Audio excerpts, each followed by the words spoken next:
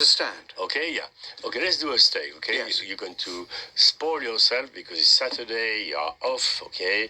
And you go to your butcher and you buy the best possible steak, Yes. which is at least 20 days. I should interrupt you just for a second to tell our listeners that the banging of the table is sorry. Raymond Raymond Blanc. Sorry, I apologize. And I despair of stopping him from doing it. So you, well, you must when you hear the bangs, you're so English.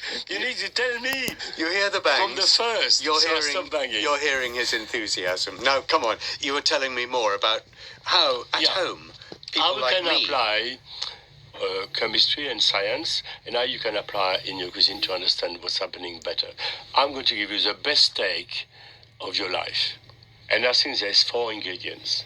There is a steak itself, there is salt and pepper, and there is water and butter. We all know butter and water don't mix, but they mix in certain cases.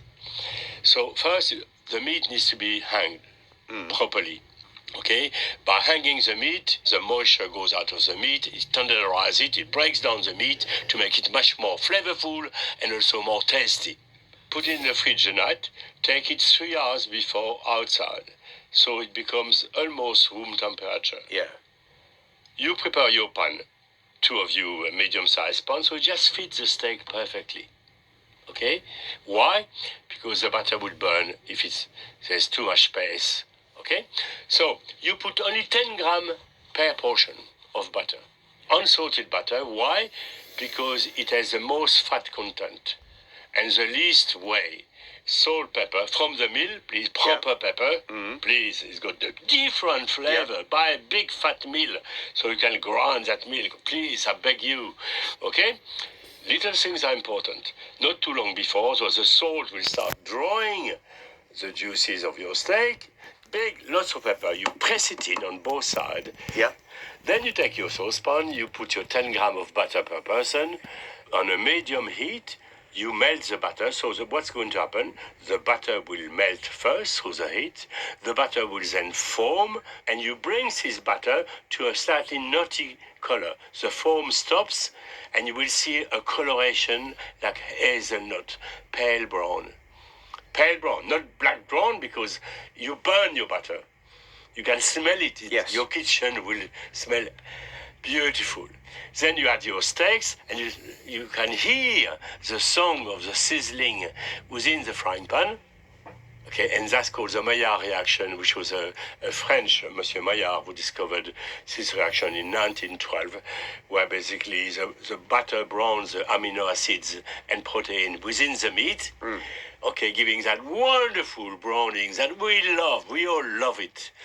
And, your tummy, will start, because that's a connection. All connects, So you burn it just medium rare, 3 minutes. You turn it around. Yeah. And another 3 minutes. Yeah.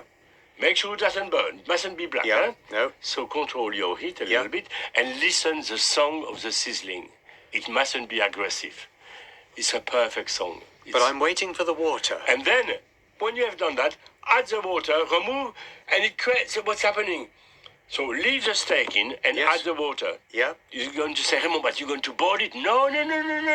It will finish heating completely. The steam will go on to finish. And what's happening? The butter and the water, which don't normally mix, once there's a heat strong enough, they create an emulsion. Yes. And the butter particles go into the water, and they create the most extraordinary jus.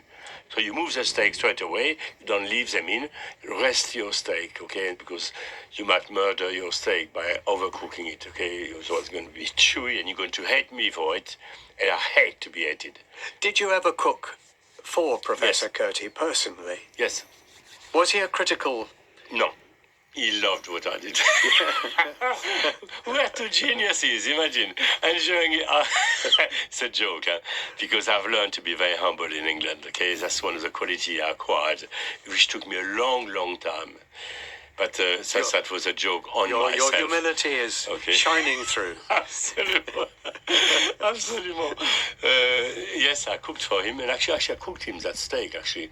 And I cooked a beautiful puree of potatoes, and I showed him how not to work the starch of the potato. He learned, I would like to think, as much as I learned from him. Yeah, it was a joy to be with him. We had a nice bottle of Pinot Noir, remember, Geoffroy Chambertin. I went really for the best. And we had a great time. And he loved his food. He loved people. I loved his professor because his love of people was extraordinary. His love of